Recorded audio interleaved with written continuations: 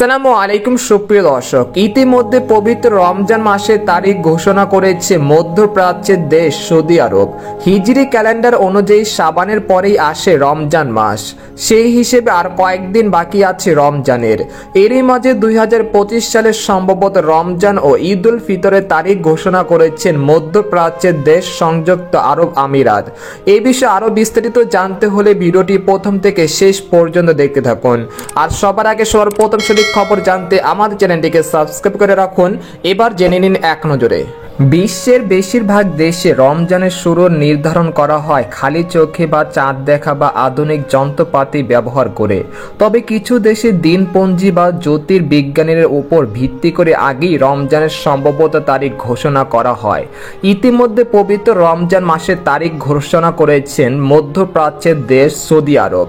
আগামী 28শে ফেব্রুয়ারি রমজানের চাঁদ দেখা যাবে এবং 1 মার্চ থেকে শুরু হবে পবিত্র রমজান মাস। এদিকে সৌদি আরবের জ্যোতির্বিদ্যা শেখ আব্দুল বিন সুলাইমান আল মানুয়ারা জানিয়েছে, আগামী 28শে ফেব্রুয়ারি শুক্রবার সন্ধ্যায় সৌদি আরবে পবিত্র রমজান মাসের চাঁদ দেখা যাবে।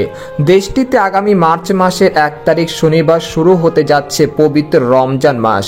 সাধারণত মধ্যপ্রাচ্যের দেশগুলোতে একদিন পর বাংলাদেশ সহ দক্ষিণ এশিয়ার বেশিরভাগ দেশে রমজান মাস শুরু হয়। সেই হিসেবে এবছর 2রা মার্চ রবিবার প্রথম রোজা পালন করবেন বাংলাদেশের মুসলিমরা। ইতিমধ্যে বাংলাদেশে 2রা মার্চ রমজান মাস শুরুর সম্ভাবনা তারিখ ঢাকা সেহরি ও ইফতারের সময়সূচি প্রকাশ করেছে ইসলামিক ফাউন্ডেশন। সেগুলো আপনারা দেখে নিন।